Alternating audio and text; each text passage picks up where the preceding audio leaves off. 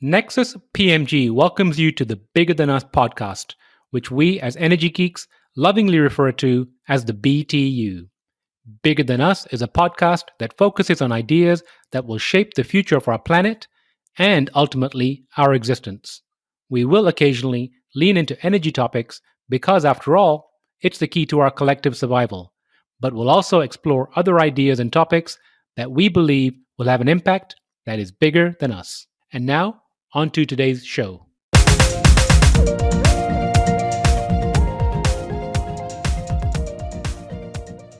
Hello, and welcome to the Bigger Than Us podcast. I'm your host, Raj Daniels, and today I'd like to welcome Rick Parnell to the show. Executive, advocate, team builder, and optimist. Rick Parnell has leveraged his unique skill set to help the Foundation for Climate Restoration pursue concrete and scalable climate restoration solutions.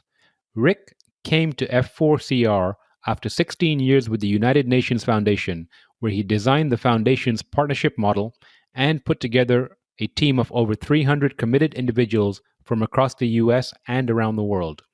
Under his leadership, the Foundation raised more than $2.2 billion to help the UN solve a range of global challenges, including the deterioration of our climate.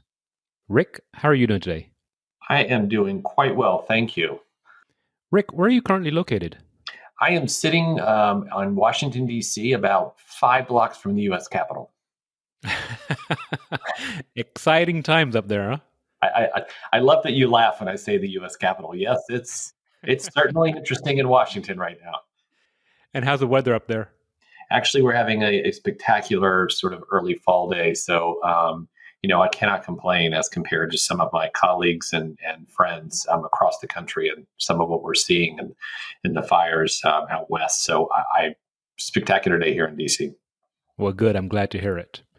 So, Rick, I like to open my show by asking my guests the following question. If you were asked to share something interesting about yourself, what would it be? Oh, my goodness. Interesting about myself. We were chatting earlier about our dogs. I have 2 Cavalier dogs that I just love dearly. About myself, I would say what people tend to have a surprise is that I am one of the early diagnosed dyslexics way back in the early 1970s. So I don't know that it's interesting, but people tend to be surprised when they hear that. Well, that is interesting because you've had a great career. How has it served you? It's interesting. I think that it has served me because I have had the opportunity to work with some amazing people in my life through the UN Foundation, and the university before that. And what they have really been understanding about is that I have to have conversations as opposed to sending me a briefing note. And so I think that what it has served me is that it's allowed for deeper conversations about issues, from the smallest issues to the largest issues. The teams that I've worked with have always known that they need to come in and let's have both a visual and an oral conversation as opposed to sending me a note. I think it's very interesting because I have a good friend of mine who runs quite a large digital marketing company, and we were having dinner a few weeks ago, and he was kind of walking through how all his emails are now read to him through the computer. And he said, he's in his 40s now, but looking back when he was younger, how much he struggled with reading and going through emails, and some of the technology has enabled him to lead his company.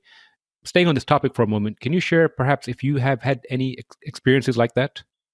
I guess, yes, a little bit on technology, especially in the last few years, and especially now with COVID, because, you walk around with your phone as your lifeline. So a little bit of that, but I think more not necessarily technology as much as people like to talk about the work they're doing, whether they work for you, with you, a partner. And so what I found is that it's allowed people to step out of sort of the traditional comfort zone of I'll send a briefing note and he'll read it and he'll ask me some questions, to much more people having a dialogue about something that they are passionate about, or an issue that we need to work on. So I guess not as much technology, but more personal interaction. And I'm right there with you in a sense that I would much rather pick up a phone and have a conversation than text or email back and forth. I just feel like we can get so much more done, and it's so much more clearer than a two-dimensional, message sitting on a screen. And I will say, maybe this is a little bit about technology, but one of the I hate even when people say blessings or silver linings or whatever of COVID, because I don't think there are necessarily. But one of the outcomes of COVID is that people seem to feel pretty strongly. I find that the webinars and the Zoom and whichever platform you're using are rather intimate, and I find that people in this past 6, 7, 8 months prefer that you I know we're not doing it right now, but prefer that you click on screen so that you have the face-to-face interaction, where before people would have picked up the phone and called me. And I find now more and more and more people are, no, let's do it through Zoom so that I can see your face and we can actually have a dialogue. So I guess that piece of technology and that little bit of COVID outcome. Absolutely. So I'm going to switch gears here and ask you to give us a brief overview of, and it's a mouthful, Foundation for Climate Restoration, but I'm going to hopefully use the short term, and it's F4CR. And let me just say, f4cr.org. You can learn a lot there and take the pledge. So the Foundation for Climate Restoration, we are just about a year old. We had some incarnations throughout 18 and 19 as before me, when the founders were getting organized. We launched the foundation last September 2019 at the United Nations General Assembly at the UN headquarters. And so over the last year, we have really been building out the network, the infrastructure, and we like to call it the ecosystem for climate restoration. At the end of the day, what is the Foundation for Climate Restoration? We are working across multiple partnerships to secure the third pillar of climate action, and that is climate restoration. Simply put, that it is not enough to do mitigation and adaptation. We must return the Earth's climate to pre-industrial levels and remove the carbon of the last 2 centuries. One little known factoid is that a lot of, and this was me included, when I first started talking with the founder of the Foundation for Climate Restoration about the legacy carbon, it had never clicked for me. It was an aha moment for me that 95% of the carbon that's in the atmosphere will still be here in 2050, even when we reach net zero. So for anyone who's listening, what that means is the fires, the storms, the sea level rise, it'll all be here. So if we don't have this third pillar, again, mitigation, adaptation, critically important, but if we don't do this third pillar of simultaneously, not waiting until we get to net zero, but simultaneously removing the excess carbon and stabilizing and getting the atmosphere back to under 300 parts per million, humanity has survived and thrived at 270, 300 for thousands of years. It's only been in the last 2 centuries that we have had all of this excess carbon, this, as we like to say, this geoengineering that we've been doing for the last 2 centuries, pumping all of this carbon into the atmosphere. We have to get it out, and we cannot wait until 2050. So can you share some of the ways that the foundation is working to remove some of the carbon from the air? Absolutely. So I would say that the best way to think about the foundation is that we're the head cheerleader, we're the spokespeople, we're the movement builders, we're the coalition builders. We believe that our job over the next 10 years, and again, we have no interest in being a permanent organization. We want to get this job done in the next 10 years. Our job over the next 10 years is to try and get every single organization engaged. And what that means is that there's several different sectors. One, the private sector. If you look at some of the different concrete companies that have come online the last couple of years and are scaling pretty rapidly, that have the ability to turn carbon from the atmosphere into synthetic limestone. The building industry is here to stay, obviously, and we can build in a carbon negative, not just neutral, carbon negative way over the next decade or two and remove tons and tons of carbon from the atmosphere. There's 600 to 650 different carbon removal companies, businesses, ideas that are currently operating, some at nascent, some at large scale like Carbon Engineering and Climeworks and Blue Planet Concrete and others. So there's the business sector. But I think as important is that having things like the business sector. One of our great partners is Dave Cortese. He is the county supervisor for Santa Clara County, Silicon Valley, out in California. And he joined us last September and announced that Santa Clara was the first local government in the world to be a climate restoration government, not just a net neutral, but a climate restoration. And what that means is that now their planning, their procurement, their budgeting process can look for carbon negative solutions, and they can scale them at the local level. So when he announced that and challenged local governments around the world, now we're talking to cities in Europe, Africa. Kenya has really stepped forward as a lead country on taking climate restoration to scale in the local communities. And so, but in order for the local governments to have these kinds of solutions, the private sector has to actually have the solutions, and the investment community, another group that we're working with, needs to invest in these solutions. And so what our job is to make sure that everyone's talking to each other and that everyone is engaging together. Again, I have so many different parts of the different sectors, private investment, local government, movement makers that have that aha moment of, wait, we actually can restore the climate. Why aren't we focusing on that? So that's I've had the good. good. Sorry, go ahead.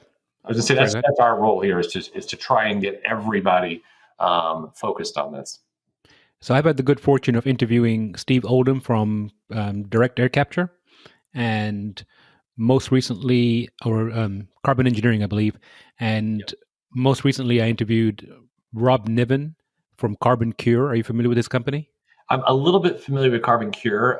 Carbon Engineering is a partner of ours. They just spoke at our second annual forum, so they're good friends of ours. So both great companies. Can you speak about some of the other technologies you've seen on the horizon that are helping removing carbon from the air? Yeah, I would say there are a few. Again, there are 3, 4, 5 different concrete companies that are coming online and scaling. That's one. 2, we are seeing increasing ocean solutions. You've heard, a lot of people have talked about kelp and some of the ideas there, but that's also somewhat of a technological, or I guess a market-driven, I should say, in that it has the ability to be human food. It can be feedstock. It can be into beauty products, and so it's sort of I love it because it's a natural and technological or business solution. So as part of your ecosystem, or as part of what you do, education is a big piece. Can you share what the organization is doing around education? Sure. Education broadly, we work with several different partners. One of our closest partners that was one of the earliest to take on climate restoration was Earth Day Network.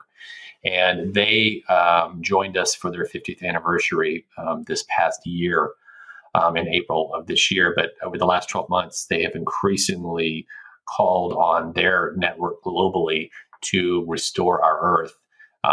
Kathleen Rogers, the president of Earth Day, during our forum this past 2 weeks ago during UNGA, she announced that the next 2 years, that their theme is climate restoration and restore the Earth. What they do is they're able to train in local communities because they have networks in countries across the world. That's one. 2 is that we have a new partner, the Girl Up campaign. This is a really amazing campaign. Truth in Advertising, it was one that I helped develop when I was at the UN Foundation. We started it about 10 years ago, and it's grown to more than 100 countries globally, teaching and empowering young girls. This is the first climate issue that they have taken on. They joined us as a full partner this past September at the forum. They are taking on climate restoration as their climate issue. What this will do is teach and empower girls around the world on the issue of climate restoration. We're doing the same thing with building our own local chapters. Again, we'd like to do everything in partnership, but for us, it's also about having multi-sectors. So another great partner that we brought on this past summer was Broadway Green. So as you can imagine, Broadway is absolutely hurting right now, but they're using the time to further build their networks of environmentalists. Not only, when you think about Broadway Green, it's not only Broadway itself, which of course is the actors, the producers, everybody who works, the lighting techs, But it's also little known is that they have networks across college campuses. They have the local theater in towns across the U.S. So that's another network. Um, but thinking in terms of having all kinds of, we're working with the faith community. You may have seen that Pope Francis on September 1st, I think it's his annual letter, but he called on, quote, climate restoration as a critical component to our common home, as he says. And so the faith community has been a great partner, again, multi-faith. So our education and our message is that whether you're in the pews, you're in school, you're at work, you're a parent, you're a child, wherever you are, you should be calling on climate restoration from your leadership. I did see that letter, and I'm amazed by that, and I appreciate the fact that he mentioned that.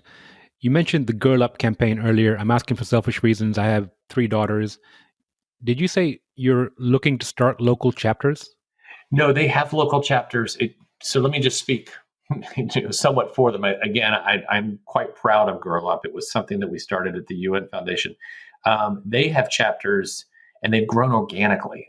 So they have chapters in more than 100 countries, and they are looking to continue to grow. This is climate restoration is a new issue for them. That they are looking to grow that part of their chapter network. So I would absolutely, and I'm happy to make that connection.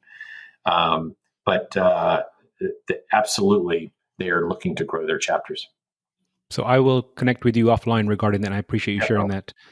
Can you speak to what the foundation is doing around advocacy? Yes. Again, working through all the different partners that I've mentioned, we're also doing a series of webinars. We have been working on all sides of the aisle. We in the U.S., we introduced a resolution last fall calling a congressional resolution calling for climate restoration. Admittedly, it did not go particularly far, but those were early days. So we will be at this again post-election. We are working with Earth Day Network and several of their partners on a campaign called Vote Earth, Vote Early.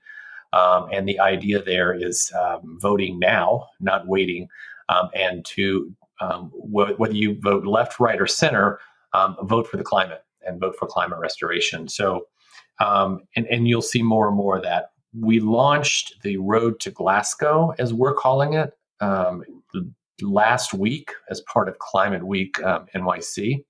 And the idea behind that is that working from partners that, as I've mentioned, Girl Up and Earth Day, but also TED Countdown. I think you've interviewed Trammell Crow, another partner, EarthX and EarthX TV. We have a couple of dozen partners and growing that will be working across over the next year to bring climate restoration as the full third pillar of action at COP26 in Glasgow next year. So you'll see a lot of different advocacy work there. Another piece that we're working is sort of internal advocacy. And what I mean by that is that the carbon removal task force that we launched at Davos works across all the different sectors, movement builders, corporations, investors, countries, to bring carbon removal and climate restoration fully into with a goal towards COP26. So, advocacy over the next year will be all about making sure that we come out of Glasgow next November with climate restoration being fully engaged as the third pillar of climate action.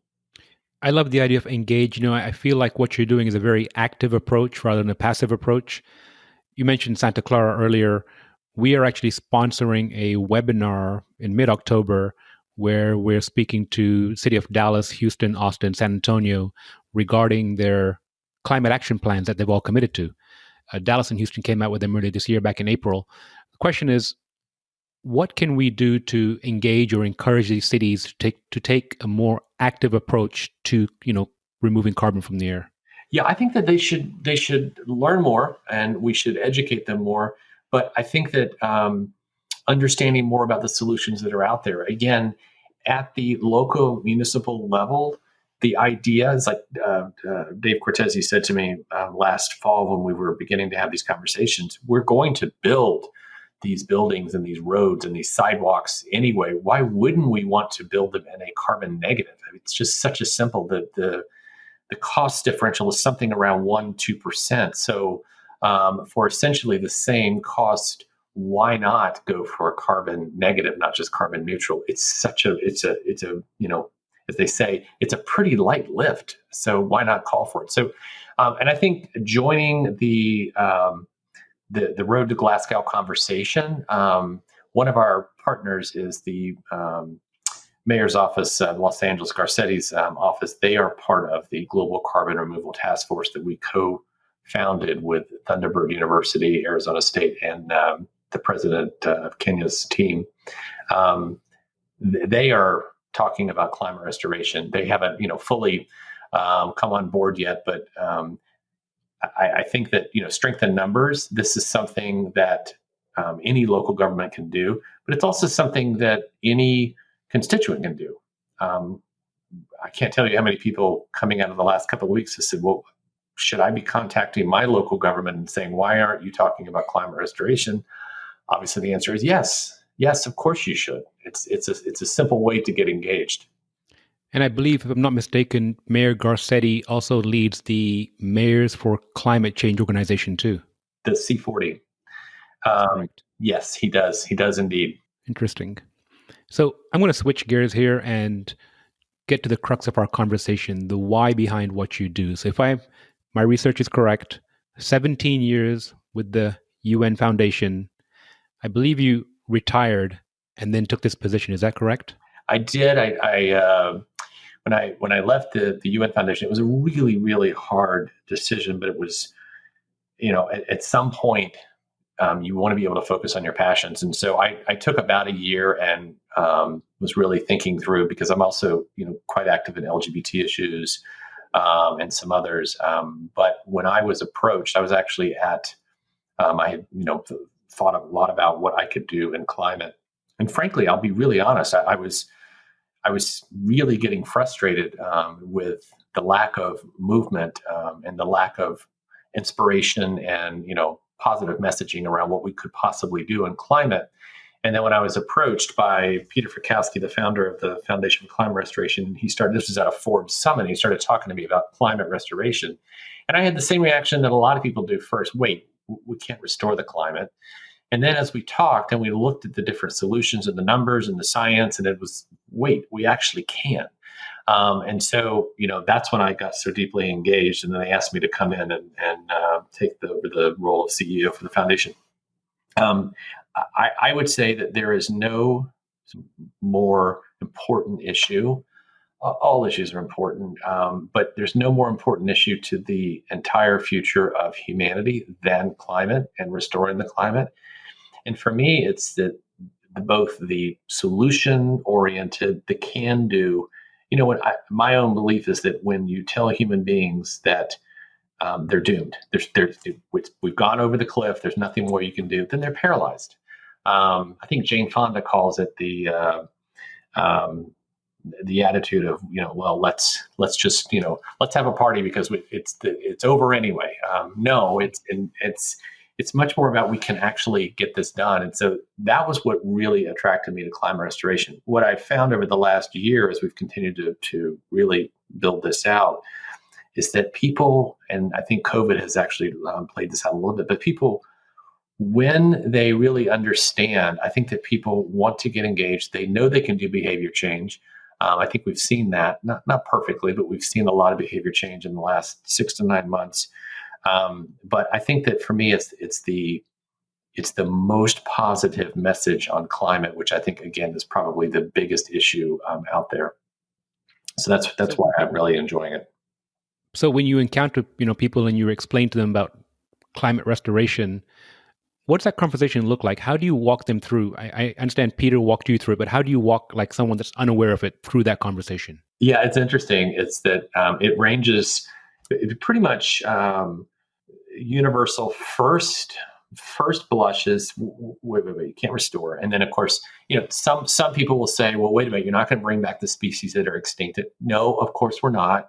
But once people understand that what we're talking about is getting the carbon to pre-industrial levels, and that it's possible and it can be done in a market-based, solutions-driven approach, both natural and technological. The next thing that happens is they have that aha, wait, maybe this is possible.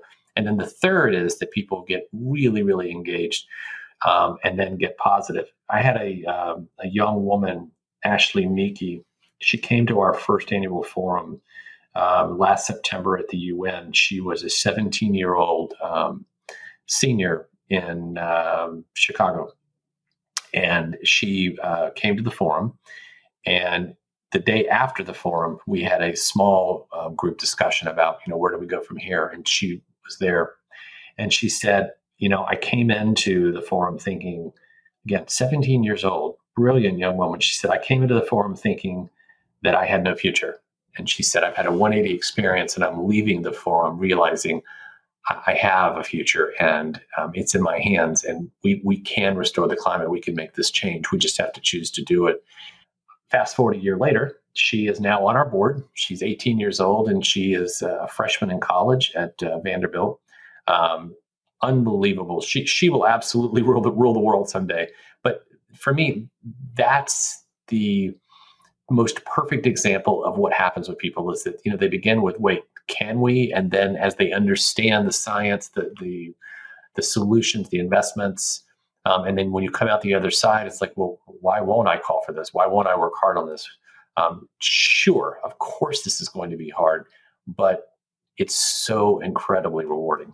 It must be a lovely feeling to see people's eyes open up and move from perhaps despair to hope. Absolutely. Absolutely. And to see, so many times over the last year, I've just watched people's faces and body language as they just light up of like, wait, it's not too late. No, it's not. It's not too late. It's not too late. You're right. So you've been with the organization just over a year. What's some of the most valuable lessons that you would say you've learned about yourself and the journey? I would say patience. It takes time. I am, much like Bill Gates, I am a terribly impatient optimist. But so I think a little bit of patience. I think that understanding that people are really set in, wait, no, mitigation, adaptation. We have a plan. Let's not veer off the plan. Well, actually, we can do all three at the same time. I think that's been one of the biggest both frustrations and learnings for me, is that having people get to that point of, wait, okay, so you're not saying don't do emissions reductions and all that. No, we're saying do this third piece. So I think the lesson there is making sure that you help people through that journey. And again, for some people, the journey can be a 60-minute conversation. For some people, it may take a couple of days or a couple of conversations. But I think having that patience is important. And I think that I'm a firm believer. I always believe this in management as well, but that you meet people where they are. So again, as I think I said earlier in the conversation, whether it's at work, at school, in the pews, wherever you are, meeting people there so that climate restoration is, for lack of a better, packaged in a way that is understandable and meets people's needs for understanding and how they can get active in it. I agree, meeting people where they are, because I feel like sometimes people try to convince people too quickly and people tend to shy away from that. Yeah, I mean, people tend to shy away. And, I'm a firm believer that if you have a conversation and the facts are there, that people will join. They want to join something that's positive. They want to be able to help secure their own future and their children's and grandchildren's future. You don't have to browbeat. You don't have to, people will get there on their own. Yes, they will. So let's call it 2025. What does the future look like for F4CR? I hope that what the future looks like is that we are reading the IPCC special report on climate restoration. I hope that we will be attending, the next UN General Assembly, where climate restoration will be a full third pillar of action, I hope that there will be all kinds of research, which is an incredibly big part here. We're just at the very beginning stages of climate restoration. There are so many solutions out there that need to be tested. They need research dollars. Things like an IPCC special report will drive that. Our good friend Sir David King at the Cambridge University, he is building centers for climate repair globally with a university network. I hope that in 2025 that they are global in universities across the world. I hope that it is not a head scratcher for people when we say climate restoration because they will have heard so much about it. I hope that leadership across the world will be talking about how they are working at the government level, local, national, for restoring the climate. And I hope that when I say there's 600, 650 different climate companies and solutions out there, I hope it's tenfold. I have one of our colleagues, Christine Harada. She was President Obama's Chief Sustainability Officer. She's a great friend, and she's spoken at a few of our webinars over the last month. As she likes to say, 10, 15 years ago, wind and solar industry were pretty shaky, and it was a leap of an investment. And look where they are now. I hope that we will be seeing carbon negative concrete to kelp to all other kinds of solutions will be fully mainstreamed by then. You painted a beautiful picture, and I look forward to seeing it come to fruition. Thank you. So do I. So, Rick, my last question, and you've sprinkled the conversation with advice, but if you could share some advice or words of wisdom with the audience, what would it be? And I'm going to add to that, if somebody wanted to take some specific individual action regarding carbon restoration, what could they do? Well, let me start with that. I think that what could they do is that first get engaged in your local community. Again, wherever you're listening, doesn't matter where you are in the world. What is your local community? If it's your local government, if it's your house of faith, if it's your school, we've had youth working with us saying our school's not doing anything. Well, you can make them do it. You can call for it. So again, wherever you are, whichever walks of life and in your community, look to leadership and ask them why they're not doing climate restoration and demand it. So that's one. So use your voice and get engaged. Piece of advice. I think that the often frustrating, but clearly important, I think it's a little bit about how we were talking earlier about meet people where they are. You have to understand people's story. So everybody has a story in their own head, and it's the story of where they come from, and it's also the story of where they live. And some people will get to climate restoration and really quickly run the numbers and say that makes sense. And others, you're looking at an entire dogma of how people believe, and you have to again, I keep coming back to this, but you have to meet them where they are and understanding what their life experience has been. I think that if you are open to that and empathetic to that you will have so many more people that will join you on whatever mission it is that you're doing. But I think that it's truly about trying to understand where people are coming from.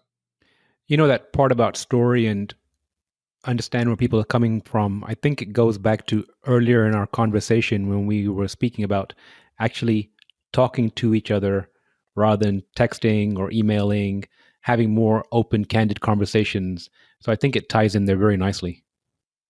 Yeah, no, I mean, it's, I used to tell this story when we had a pretty large staff at the UN Foundation, and some of the young staff would ask me questions, and I would say to them, this really sounds kind of silly, but I would say to them, look, we're always the 12-year-old sitting behind daddy's big desk or whatever. You're always going to have some of that in your head of, in some ways, we're always having that ever-changing life experience, no matter how old you are. And so I think understanding that none of us have all the answers.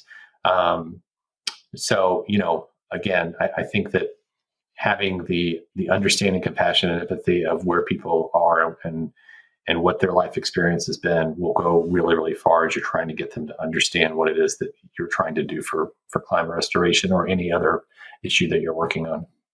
Agree, and I think it's a great place to leave off. Rick, I've really enjoyed speaking with you. Is there anything I should have asked you or should have explored that we haven't? No, I think you got it. Again, I think the most important thing is that every single person on this planet has a role to play. Again, the future of humanity can be incredibly bright. We just have to choose to make this pivot and restore the climate. So, thank you for this time. Thank you, Rick.